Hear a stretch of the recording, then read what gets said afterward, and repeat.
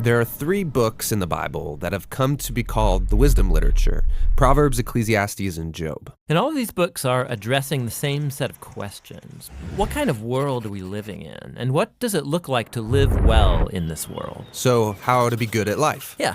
So each of these books tackles these questions from a unique perspective, and it's important to understand all of them to get a fully biblical perspective on the good life. So as a thought experiment, you could actually imagine each of these books as a person. So Proverbs would be like this brilliant young teacher, and Ecclesiastes the sharp, middle-aged critic, and Job would be this weathered old man who's seen a lot in his day. We're going to start by meeting the book of Proverbs, the brilliant young teacher. And she's not just smart, she's smart about everything: work, relationships, sex, spirituality.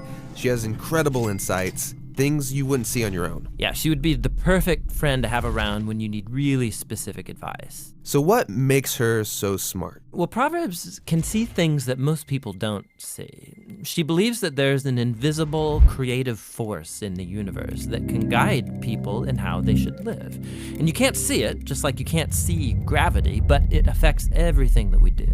So what's this force? Well, in Hebrew, it's called chokhmah, and it usually gets translated into English as wisdom. It's an attribute of God that God used to create the world. And chokhmah has been woven into the fabric of things and how they work. So wherever people are making good or just or wise decisions, they're tapping into chokhmah. And whenever someone's making a bad decision, they're working against Chokhmah. Right, or as it says in Proverbs chapter 1, the waywardness of fools will destroy them, but the one who listens to wisdom lives in security. So it's like a moral law of the universe. Yeah, it's a cause-effect pattern, and no one can escape it.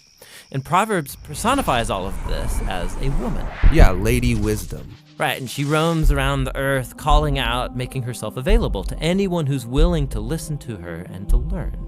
Which leads to the second thing Proverbs believes, that anyone can access and interact with wisdom and use it to make a beautiful life for yourself or for others. You can create with it like a designer. Yes, in fact, chokhmah in Hebrew isn't simply intellectual knowledge. The word is also used to describe a skilled artisan who excels at their craft, like woodworking or stonemasonry. So you show you possess chokhmah when you put it to work and develop the skill of making a good life. Okay, that makes sense. So let's do this. Let's go find some wisdom. But before you do, Proverbs has one more really important thing to consider. Chokhmah isn't some impersonal force. It's an attribute of God himself.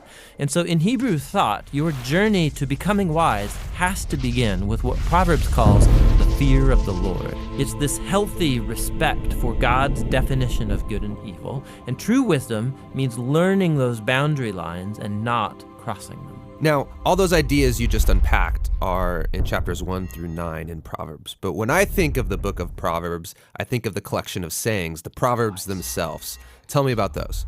Yeah, those are what you find in chapters 10 on to the end of the book. It's a collection of hundreds and hundreds of proverbs about any and all aspects of life.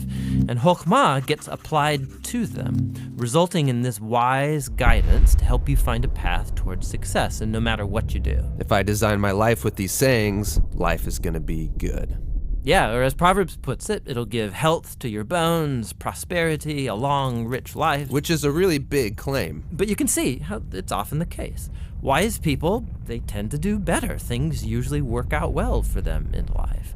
And so that is the promise and the wisdom of the book of Proverbs.